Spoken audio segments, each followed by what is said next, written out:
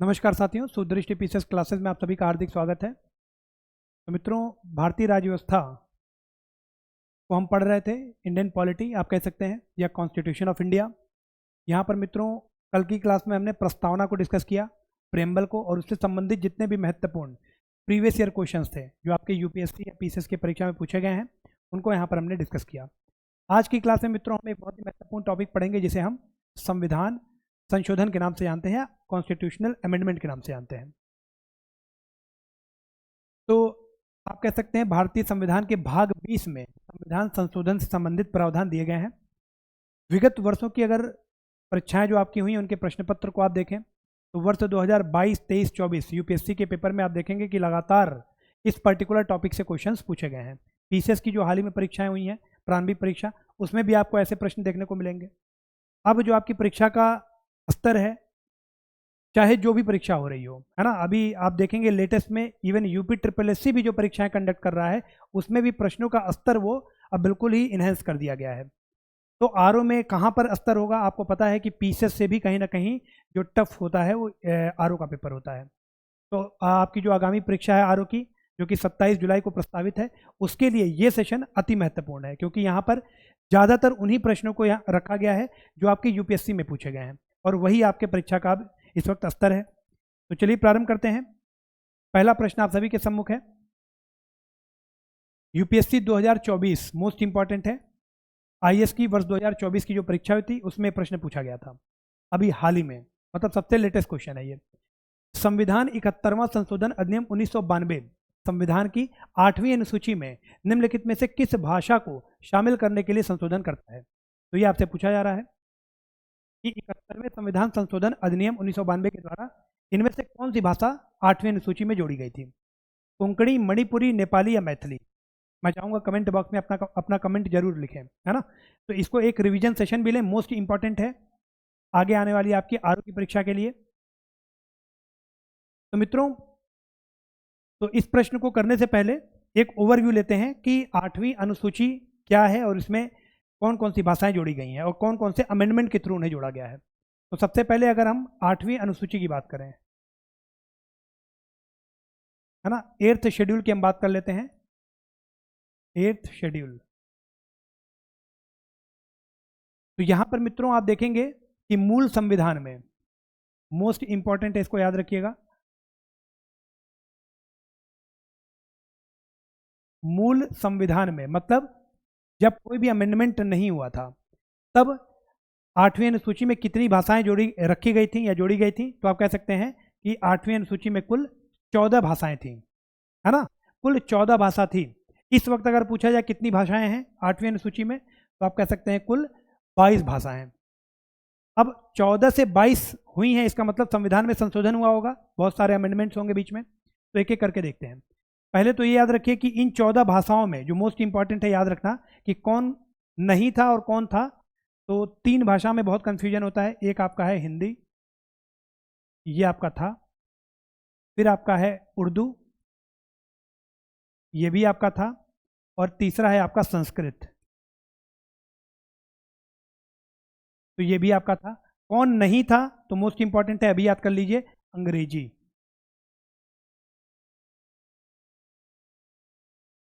ठीक है, अंग्रेजी नहीं है, बाकी हिंदी, उर्दू और संस्कृत शामिल है। जो 15वीं भाषा सबसे आप कह सकते हैं कि इसके बाद जब 15th लैंग्वेज ऐड हुई तो वो कौन सी थी? वो थी आपकी सिंधी। किस अमेंडमेंट के द्वारा इसको ऐड किया गया? मोस्ट इंपॉर्टेंट है, स्टार मार्कर है, 21st कॉन्स्टिट्यूशनल अमेंडमेंट एक्ट 1967, 21वें संविधान संशोधन अधिनियम 1967 के द्वारा सिंधी भाषा ऐड किया गया 14 भाषाओं के बाद। यहां पर मित्रों 1967 में ही याद रखिएगा एक बहुत ही महत्वपूर्ण केस हुआ था आपका, कौन सा? कल मैंने आप लोगों को कहा था कि इसको चेक कीजिएगा। 1967 में ही एक बहुत ही महत्वपूर्ण केस था, गोलकनाथ।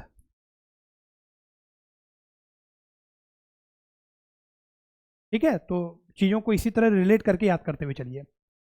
इसके बाद मित्रों 15वीं भाषा के बाद आप देखेंगे कि एक और अमेंडमेंट होता है।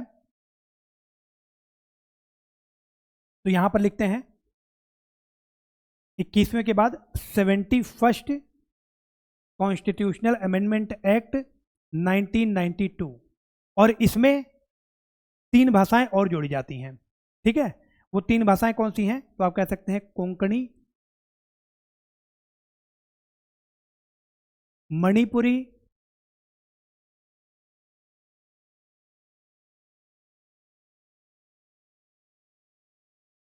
मणिपुरी और नेपाली।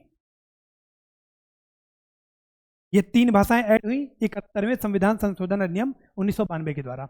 और इसके बाद लास्ट जो अमेंडमेंट होता है वो आपका होता है, आप कह सकते हैं 92nd कॉन्स्टिट्यूशनल अमेंडमेंट एक्ट 2003 में 4 और भाषाएं इसमें जोड़ी जाती हैं हमारे संविधान में। वो आपकी कौन कौन सी हैं? तो वो आपकी हैं बोडो,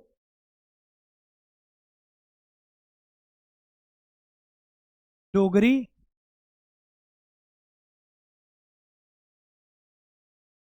मैथिली और संथाली। बोडो, डोगरी, मैथिली और संथाली। ठीक है, तो ये इस तरह से आप देखेंगे कि 14 वो थी, सिंधी 15वीं हो गई, 16, 17, 18, 19, 20, 21, 22, कुल 22 भाषाएं आपके संविधान में इस वक्त आप कह सकते हैं 8th शेड्यूल में जोड़ी जा चुकी हैं। अब आपसे देखिए प्रश्न क्या पूछा है वर्ष 2024 के आईएएस की परीक्षा में, ऐसे कौन सी आप भाषा 71वें संविधान संशोधन अधिनियम 1992 के द्वारा संविधान में जोड़ी गई हैं? ठीक है, तो आपको पता है कोंकणी, मणिपुरी और नेपाली, ये 3 जोड़ी गई हैं। मैथिली नहीं जोड़ी गई है। मैथिली कब जोड़ी गई है? तो ये आपकी जोड़ी गई है 92nd अमेंडमेंट में, ये आप कह सकते हैं वर्ष 2003 में। मैथिली, बोडो, डोगरी, मैथिली और संथाली, 4 भाषाओं के साथ। तो इस प्रकार अगर आप इसको एलिमिनेट कर दें केवल, है ना, तो भी आपको आपका उत्तर मिल जाएगा। तो ये आपका ए ऑप्शन जो हमारा 100% करेक्ट हो जाएगा। आगे बढ़ते हैं। अगला प्रश्न आप सभी के सम्मुख है। भारतीय संविधान के अनुच्छेद 368 के अनुसार संसद संविधान के किसी भी प्रावधान में कितने तरीकों से संशोधन कर सकती है? आपसे पूछा जा रहा है कि अनुच्छेद 368 के माध्यम से संसद संविधान में कितने प्रकार से संशोधन कर सकती है। तो यहां पर दिया गया, ये भी आपकी वर्ष 2024 की सबसे लेटेस्ट जो परीक्षा है उसमें पूछा गया था, परिवर्धन, परिवर्तन या निरसन। यहाँ पर मित्रों आपको पता है परिवर्धन का मतलब क्या होता है? जोड़ना, बढ़ाना या विस्तार करना। तो इन तीनों ही माध्यमों का इस्तेमाल करके संसद जो है अनुच्छेद 368 के माध्यम से हमारे संविधान में अमेंडमेंट कर सकती है। और आप देखेंगे एग्जाम्पल के तौर पर आप देखें बहुत सारे ऐसे प्रावधान हैं जिनमें जो प्रावधान है उनको विस्तारित किया गया है। जैसे फॉर एग्जाम्पल के तौर पर आप देखें जो पहला फर्स्ट कॉन्स्टिट्यूशन अमेंडमेंट एक्ट आया, ये कब आया? 1951 में। ठीक है, तो इसने कुछ अमेंडमेंट्स किए। तो अभी हम परिवर्धन का अगर एग्जांपल देखें तो आप देखें आर्टिकल 19 क्लॉज 2 में, आर्टिकल 19 क्लॉज 2, आर्टिकल 19 क्या है? स्वतंत्रता का अधिकार। आर्टिकल 19 क्लॉज 1 में जो स्वतंत्रता हमें दी गई है उसको इसी आर्टिकल 19 क्लॉज 2 के प्रावधानों के अनुसार ही रिस्ट्रिक्ट किया गया है।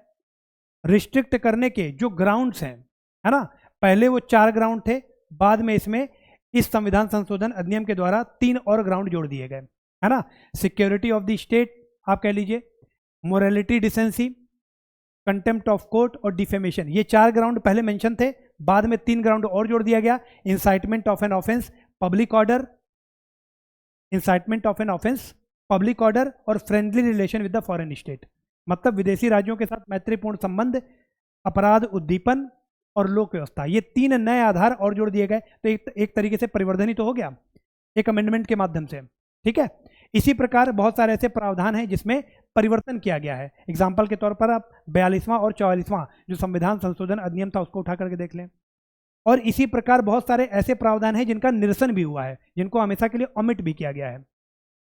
ठीक है, तो इस प्रकार से तीनों ही ऑप्शन हमारे करेक्ट होंगे। डी विकल्प यहां पर हमारा बिल्कुल करेक्ट हो जाएगा। तो ये आपका यूपीएससी 2024 की परीक्षा में प्रश्न पूछा गया है। ध्यान रखिएगा, ये संशोधन के प्रकार नहीं है।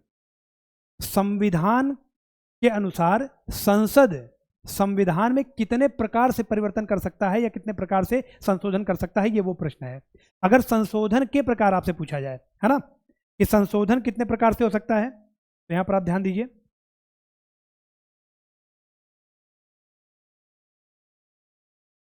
संशोधन के प्रकार। तो ये मुख्यतः 3 प्रकार से हो सकता है। एक आपका है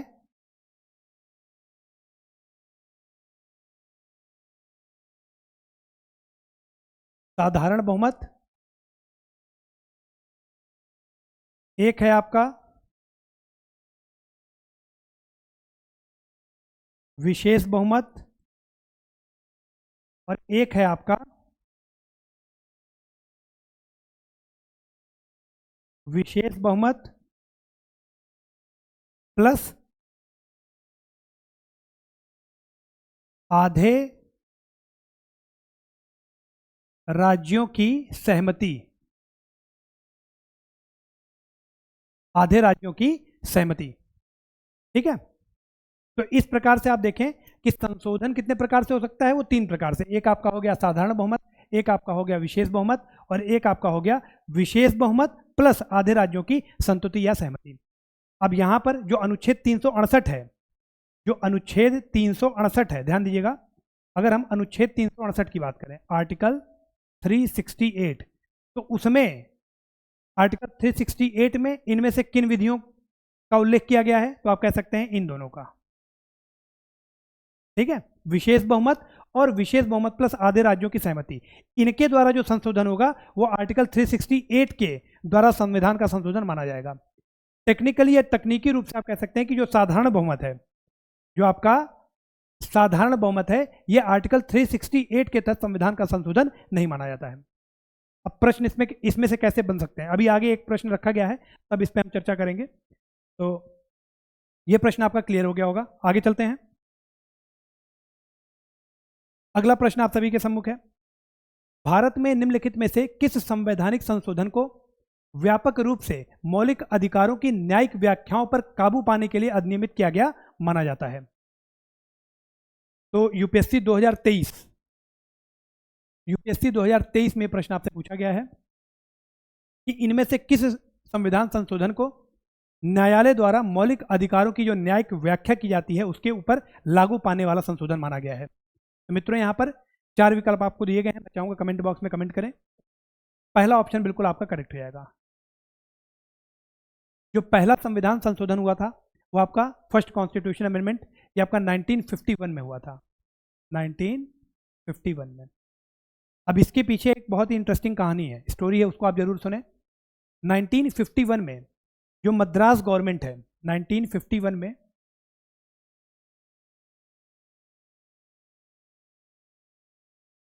मद्रास गवर्नमेंट के द्वारा रिलीजन, रेस और कास्ट, इन 3 आधारों पर बैकवर्ड क्लास के लिए रिजर्वेशन का प्रावधान किया गया। रिजर्वेशन का प्रावधान किया गया। अब जब ऐसा गवर्नमेंट ने एक लॉ बनाया तो क्या होगा, आपको पता है कि लोगों का मौलिक अधिकार खतरे में पड़ेगा, मौलिक अधिकार का ये उल्लंघन करेगा। कैसे, आपको पता है कि जो अनुच्छेद 15 है हमारा, आगे जब हम मौलिक अधिकार को पढ़ेंगे तो हम देखेंगे कि अनुच्छेद 15 religion, race, caste, sex, place of birth, इन आधारों पर किसी भी प्रकार के डिस्क्रिमिनेशन को रोकने की बात करता है ना, किसी भी प्रकार के डिस्क्रिमिनेशन को रोकने की बात करता है। तो अब यहाँ पर रिलीजन, रेस, कास्ट के आधार पर अगर किसी को रिजर्वेशन दिया जाएगा तो लोग कोर्ट जाएंगे, और कोर्ट में एक बहुत ही इंपॉर्टेंट केस होता है जिसको कहा जाता है चंपाकम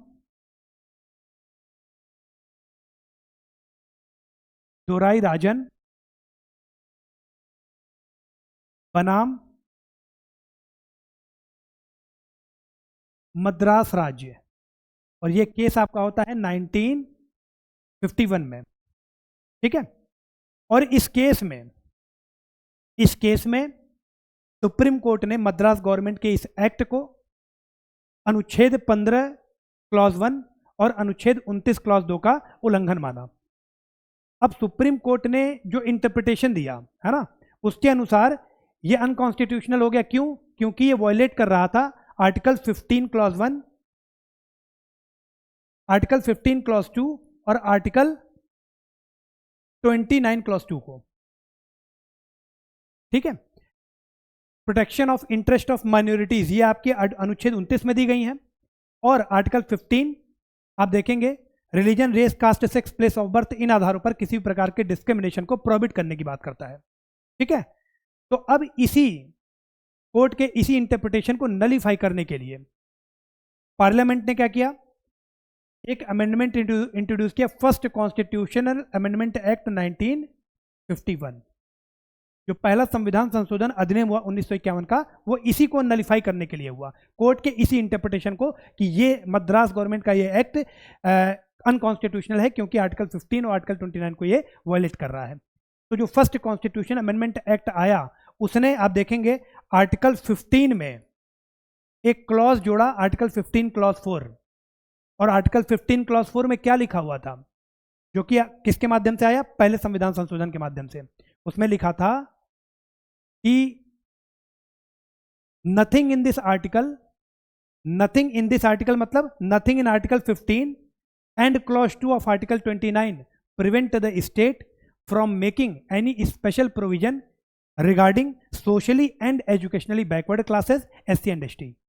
मतलब इस अनुच्छेद में ऐसा कुछ भी नहीं लिखा है जो किसी राज्य को सामाजिक और शैक्षणिक जो पिछड़ा वर्ग है या फिर अनुसूचित जाति जनजाति के लिए किसी भी प्रकार का विशेष प्रावधान बनाने से रोकता हो। तो आप कह सकते हैं कि कहीं ना कहीं जो फर्स्ट कॉन्स्टिट्यूशनल अमेंडमेंट एक्ट था, वो फंडामेंटल राइट्स की जो न्यायिक व्याख्या थी उसको कहीं ना कहीं उसके ऊपर ओवरराइड कर रहा है। ठीक है, क्योंकि आर्टिकल 15 क्लॉज 4 में यहां पर एक इम्यूनिटी मिल गई।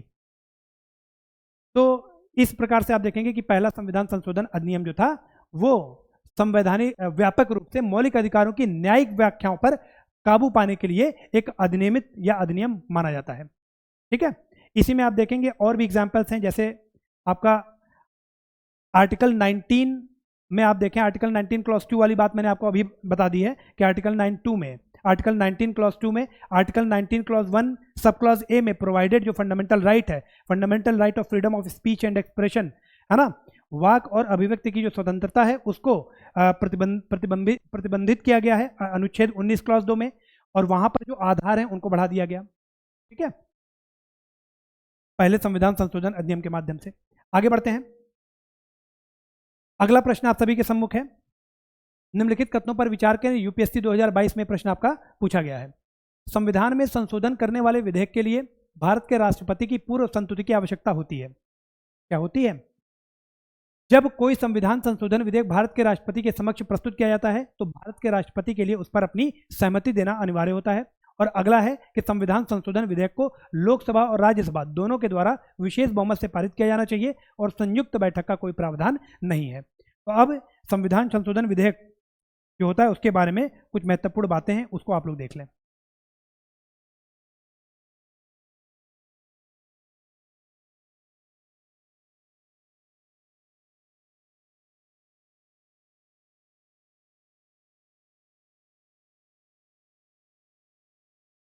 जो संविधान संशोधन विधेयक होता है, ध्यान रखिएगा,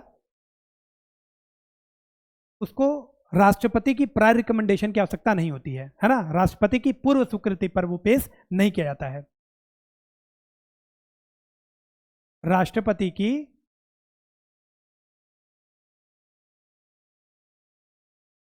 पूर्व अनुमति नहीं चाहिए। जो संविधान संशोधन, यहां पर विधेयक भी लिख देते हैं,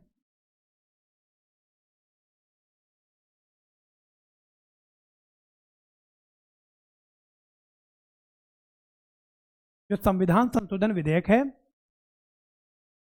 ये लोकसभा या राज्यसभा किसी में भी पेश किया जा सकता है। ठीक है, लोकसभा या राज्यसभा दोनों में पेश किया जा सकता है। संविधान संशोधन विधेयक जो है इसको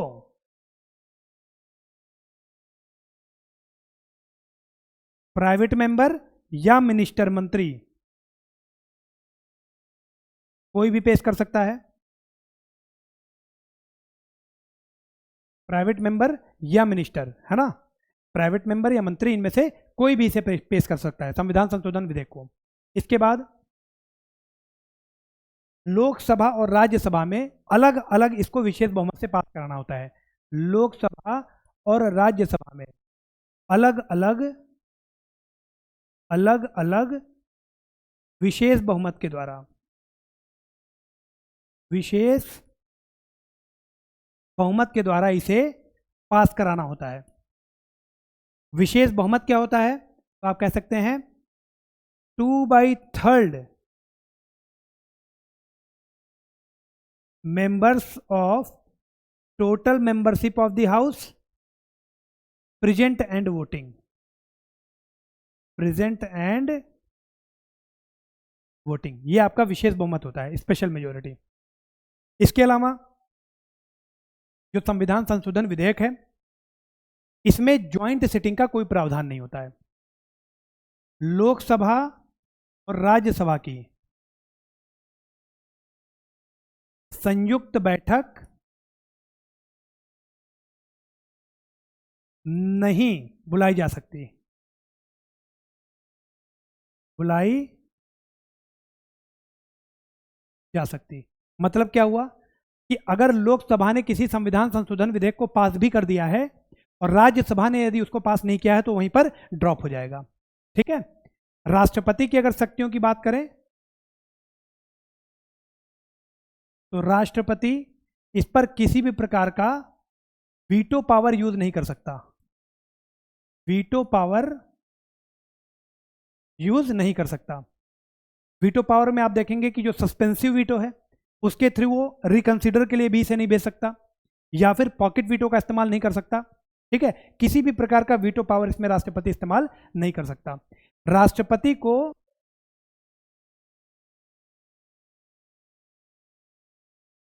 संविधान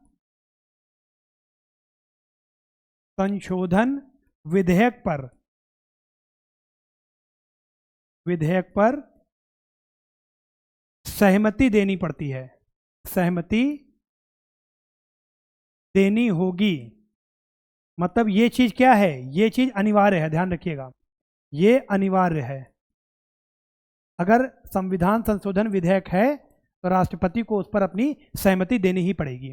ठीक है। यहां पर एक बहुत ही महत्वपूर्ण बात यह भी है कि इसे अनिवार्य किस संविधान संशोधन अधिनियम के द्वारा बनाया गया, तो आपको ध्यान रखना होगा 24th कॉन्स्टिट्यूशनल अमेंडमेंट एक्ट 1971, 24वें संविधान संशोधन अधिनियम के द्वारा इसको अनिवार्य कर दिया गया कि राष्ट्रपति को उस पर अपनी सहमति देनी ही होगी। ठीक है। तो आइए अब देखते हैं इस प्रश्न को। संविधान में संशोधन करने वाले विधेयक के लिए भारत के राष्ट्रपति की पूर्व संतति की आवश्यकता होती है, क्या होती है? तो आप कह सकते हैं नहीं। पहला स्टेटमेंट हमारा गलत हो गया। जब कोई संविधान संशोधन विधेयक भारत के राष्ट्रपति के समक्ष प्रस्तुत किया जाता है तो भारत के राष्ट्रपति के लिए उस पर अपनी सहमति देना अनिवार्य होता है, 24th कॉन्स्टिट्यूशन अमेंडमेंट एक्ट। तो ये स्टेटमेंट हमारा बिल्कुल करेक्ट है। संविधान संशोधन विधेयक को लोकसभा और राज्यसभा दोनों द्वारा विशेष बहुमत से पारित किया जाना चाहिए और संयुक्त बैठक का कोई प्रावधान नहीं है। तो ये स्टेटमेंट भी हमारा बिल्कुल करेक्ट है। तो दूसरा और तीसरा यहां पर सही है, बी विकल्प यहां पर हमारा बिल्कुल सही हो जाएगा। ठीक है। तो ये प्रश्न आपका यूपीएससी 2022 में पूछा गया है। आगे बढ़ते हैं। अगला प्रश्न है भारत में संपत्ति के अधिकार की स्थिति क्या है। ठीक है। इस प्रश्न को क्यों यहां पर रखा गया है? क्योंकि आपका इसमें एक बहुत ही महत्वपूर्ण संविधान संशोधन अधिनियम इन्वॉल्व है, उसके बारे में आपको पता होना चाहिए। तो भारत में संपत्ति का अधिकार कैसा है? तो आपको पता है कि 1978 से पहले, 1978 से पहले जो संपत्ति का अधिकार था, जो संपत्ति का अधिकार था, ये एक मौलिक अधिकार था, मौलिक अधिकार था। लेकिन 1978 के बाद, 1978 में क्या हुआ ऐसा? तो 44th कॉन्स्टिट्यूशनल अमेंडमेंट एक्ट 1978 आया और इसके बाद आप देखेंगे कि जो संपत्ति का अधिकार है, राइट टू प्रॉपर्टी है, राइट टू प्रॉपर्टी है, ये कैसा अधिकार बन गया है? तो यह एक कानूनी अधिकार बन गया है, लीगल राइट बन गया है, लीगल राइट। ये मौलिक अधिकार किस अनुच्छेद में था? तो आर्टिकल 31 में था। इस अमेंडमेंट के द्वारा इसको हटा दिया गया, इसका निरसन कर दिया गया। ठीक है। और इसको आर्टिकल 300A के तहत, आर्टिकल 300A के तहत एक लीगल राइट बना दिया गया। और ये किसके लिए उपलब्ध है?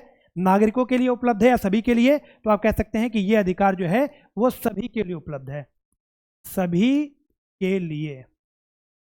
ठीक है, तो यहाँ पर मित्रों कानूनी अधिकार केवल नागरिकों के लिए लिखा हुआ है। ठीक है, तो ये गलत हो जाएगा। कानूनी अधिकार किसी भी व्यक्ति को उपलब्ध है, तो ये हमारा बिल्कुल करेक्ट हो जाएगा, आगे पढ़ने की आवश्यकता ही नहीं है।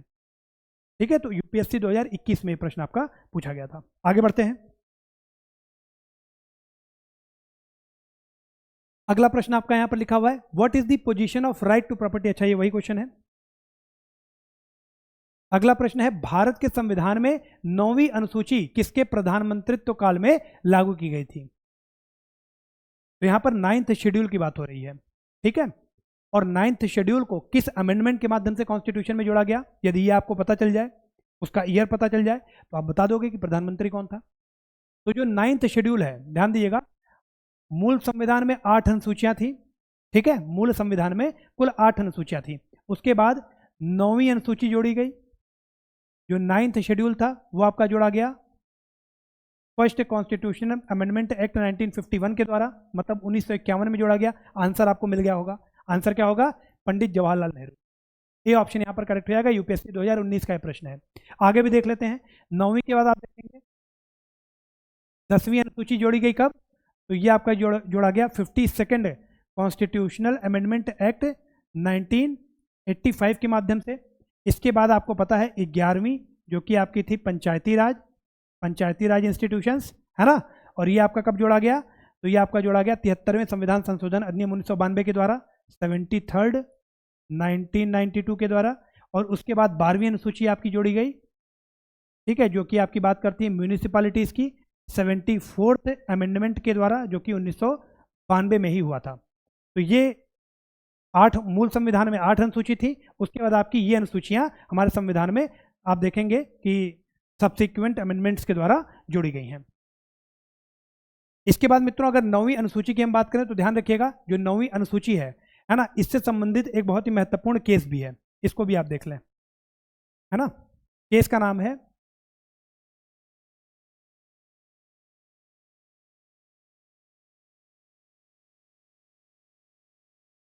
IR Coelho versus state of Tamil Nadu 2007। IR Coelho versus state of Tamil Nadu 2007। अब इस केस में क्या था, तो इसके बारे में डिटेल में हम बात बाद में करेंगे। एक ओवरव्यू ब्रीफ ले लें आप कि IR Coelho versus state of Tamil Nadu जो केस था, उसमें 9वीं अनुसूची में जो भी कानून रखे जा रहे हैं, ठीक है, संविधान की 9वीं अनुसूची में जो भी कानून रखे जा रहे हैं, उनके न्यायिक समीक्षा की आप कह सकते हैं जांच कर रहा था, या जांच की गई इस केस के द्वारा। ठीक है, IR Coelho versus state of Tamil Nadu. और क्या जजमेंट आया कोर्ट का, तो आपको ध्यान रखना है कि 24 अप्रैल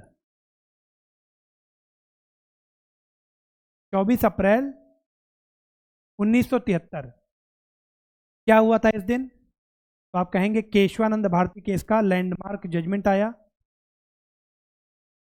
केशवानंद भारती केस का लैंडमार्क जजमेंट आया और सुप्रीम कोर्ट ने कहा कि 24 अप्रैल 1973 से पहले यदि कोई भी कानून, कोई भी लॉ 9वीं अनुसूची में रखा गया है तो उसका जुडिशियल रिव्यू पॉसिबल नहीं होगा। न्यायिक समीक्षा नहीं होगी। जबकि 24 अप्रैल 1973 के बाद जितने भी कानून 9वीं अनुसूची में प्लेस किए जाएंगे, यहां पर मैं लिख दे रहा हूं 9वीं अनुसूची, यहां पर लिख दें 9वीं अनुसूची। जो भी कानून 24 अप्रैल 1973 के बाद 9वीं अनुसूची में रखे जाएंगे, उनकी न्यायिक समीक्षा होगी। न्यायिक समीक्षा होगी। ठीक है, तो ये एक बहुत ही महत्वपूर्ण लैंडमार्क जजमेंट था, जो कि आपका 9th schedule first constitution amendment act या आपका इस IR Coelho versus state of Tamil Nadu case से संबंधित है। ठीक है, आगे बढ़ते हैं। अगला प्रश्न आप सभी के सम्मुख है। निम्नलिखित कथनों पर विचार करें। भारत के संविधान में 44वें संशोधन ने प्रधानमंत्री के चुनाव को न्यायिक समीक्षा से परे रखने वाला एक अनुच्छेद पेश किया था। और दूसरा लिख रहा है कि भारत के सर्वोच्च न्यायालय ने न्यायपालिका की स्वतंत्रता का उल्लंघन करने वाले भारतीय संविधान के 99वें संशोधन को रद्द कर दिया। तो ये प्रश्न आपका यूपीएससी 2019 में पूछा गया था। यूपीएससी 2019 की परीक्षा में पूछा गया था। यहां पर मित्रों पहला स्टेटमेंट हमारा गलत है, दूसरा स्टेटमेंट हमारा बिल्कुल करेक्ट लिखा हुआ है। तो आंसर क्या हो जाएगा? केवल 2। अब गलत क्या है पहले में और दूसरे में सही क्या है, इसको भी देखना आवश्यक है। तो भारत के संविधान में 44वें संविधान संशोधन के द्वारा नहीं, है ना, यहाँ पर गलत लिखा हुआ है, यहाँ पर होना चाहिए था 39th कॉन्स्टिट्यूशनल अमेंडमेंट एक्ट 1975। आप देखेंगे कि 1975 में जब इमरजेंसी का दौर था तो उस दौरान, है ना, 39वें संविधान संशोधन अधिनियम 1975 के माध्यम से, और ऐसा हुआ क्यों ये भी मैं बताऊंगा। इस संशोधन अधिनियम के द्वारा राष्ट्रपति, उपराष्ट्रपति, प्रधानमंत्री और लोकसभा के स्पीकर, इनके चुनाव को, है ना, इनके चुनाव में यदि किसी प्रकार की मतलब डिस्प्यूट होता है तो उस पर्टिकुलर जांच को न्यायिक समीक्षा के परव्यू या जुडिशियल रिव्यू के परव्यू से बाहर कर दिया। मतलब उसकी न्यायिक समीक्षा नहीं हो सकती। किसके किसके चुनाव की? राष्ट्रपति, उपराष्ट्रपति, प्रधानमंत्री या लोकसभा के स्पीकर। ऐसा क्यों हुआ? आप देखेंगे 1975 में ही इलाहाबाद हाईकोर्ट के द्वारा the then prime minister Indira Gandhi, उनके चुनाव को नल और वाइड घोषित कर दिया गया। तो उसी के रिस्पॉन्स में 39th कॉन्स्टिट्यूशनल अमेंडमेंट एक्ट 1975 लाया गया और ये कहा गया कि राष्ट्रपति, उपराष्ट्रपति, प्रधानमंत्री और लोकसभा के स्पीकर, इनके पदों पर चुनाव जो होता है ना, उसके डिस्प्यूट को न्यायिक समीक्षा की परिधि से बाहर रखा जाएगा। तो यहाँ पर पहला स्टेटमेंट हमारा गलत हो गया। भारत के सर्वोच्च न्यायालय ने अब 99वां संशोधन क्या था जिसको रद्द किया गया था? तो आप कह सकते हैं कि 99th जो कॉन्स्टिट्यूशनल अमेंडमेंट एक्ट था, है ना, इसके द्वारा क्या लाया गया? नेशनल जुडिशियल अपॉइंटमेंट कमीशन, एनजैक को लाया गया। आप देखेंगे कि हाई कोर्ट और सुप्रीम कोर्ट में जो जजों की नियुक्ति होती है वो एक कोलेजियम सिस्टम के आधार पर की जाती है।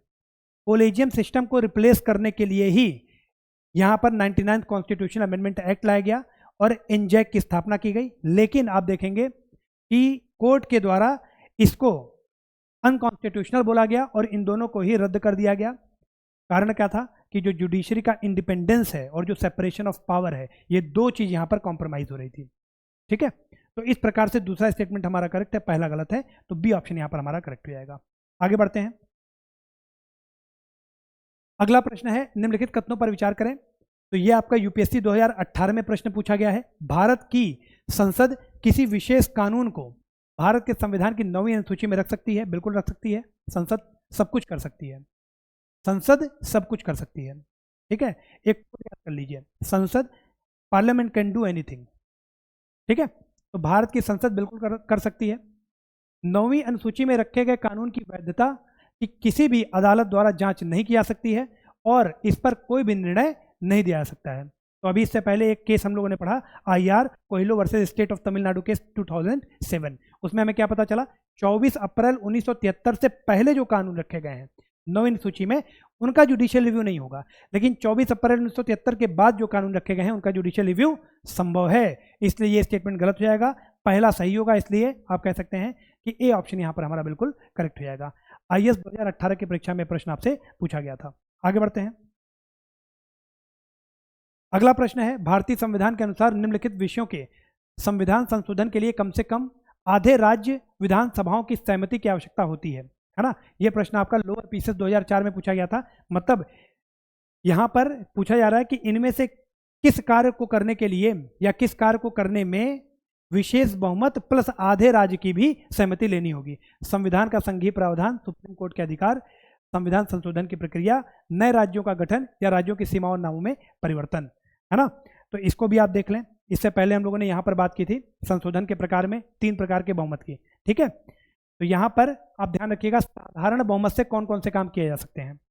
साधारण बहुमत से कौन कौन से काम किए जा सकते हैं, तो आप देखेंगे यहाँ पर मैं आर्टिकल लिख दे रहा हूँ, उसके बाद उसको एक्सप्लेन करूंगा। यहाँ पर आप देखेंगे आर्टिकल 2, आर्टिकल 3, आर्टिकल 11, आर्टिकल 169। इसके बाद अगर शेड्यूल की बात करें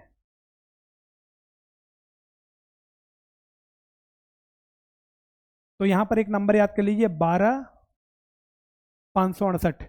मतलब शेड्यूल 1, 2, 5, 6 और 8, ये जो अनुसूचियां हैं इनमें भी अगर संशोधन करना होगा तो हमें साधारण बहुमत की आवश्यकता होगी। ठीक है, आर्टिकल 2 क्या है? भारत संघ के द्वारा नए राज्य का प्रवेश या स्थापना। आर्टिकल 3 क्या है? नए राज्य का निर्माण या गठन। आर्टिकल 11 क्या है? नागरिकता के संबंध में संसद की जो शक्ति है। आर्टिकल 169 क्या है? किसी भी आप कह सकते हैं लेजिस्लेटिव क्रिएशन और एबोलिशन ऑफ लेजिस्लेटिव काउंसिल। यहां पर मैं लिख दे रहा हूं लेजिस्लेटिव काउंसिल, मतलब विधान परिषद। विधान परिषद का निर्माण और उत्साधन, ठीक है, creation and abolition of legislative council. तो ये आपका आर्टिकल 169 है। उसके बाद अगर शेड्यूल की बात करें तो जो पहली, दूसरी, पांचवी, छठी और आठवीं अनुसूची है, अगर उसमें भी कोई बदलाव करना है तो हमें साधारण बहुमत से ही वो बदलाव करना होगा, ठीक है। इसके बाद अगर विशेष बहुमत प्लस आधे राज्यों की सहमति की हम बात करें तो यहां से क्या क्या किया जा सकता है, तो इसको देखते हैं। तो यहां पर आप लिख सकते हैं हाई कोर्ट और सुप्रीम कोर्ट में यदि कोई संशोधन किया जा रहा है, ठीक है, तो हमें आधे राज्यों की सहमति भी लेनी होगी। इसके अलावा दूसरा आप कह सकते हैं कि अगर न्यायालय की शक्ति में कोई परिवर्तन किया जा रहा है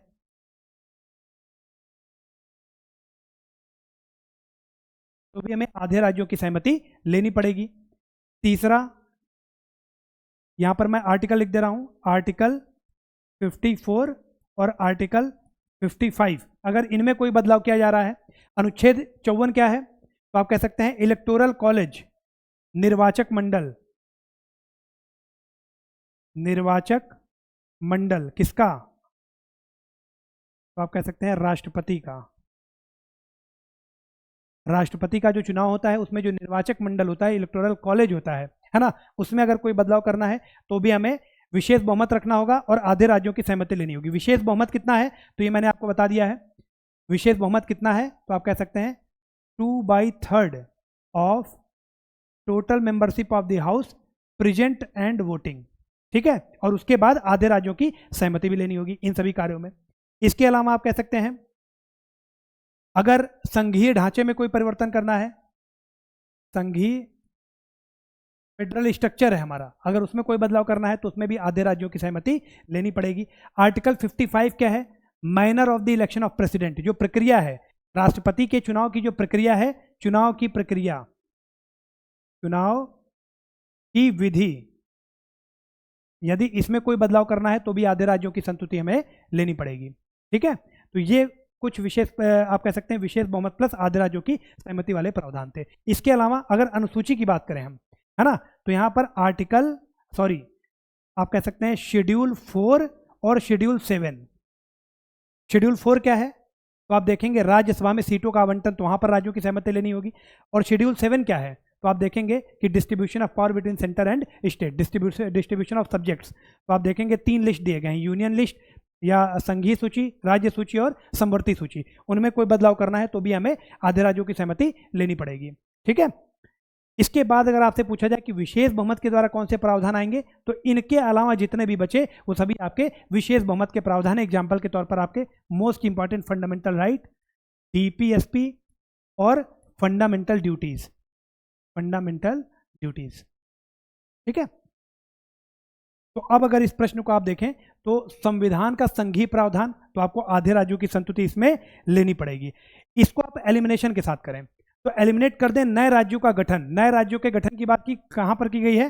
तो आप कह सकते हैं आर्टिकल 3 में, आर्टिकल 3 में। और आर्टिकल 3 किसके अंतर्गत था? साधारण बहुमत के अंतर्गत। तो ये आप कह सकते हैं साधारण बहुमत, साधारण बहुमत। तो इसको एलिमिनेट करना है तो चौथा हटा दें तो आपको आंसर मिल जाएगा। ए ऑप्शन यहां पर हमारा बिल्कुल करेक्ट हो जाएगा, ठीक है। बाकी सारे आपके विशेष बहुमत प्लस आधे राज्यों की सहमति है।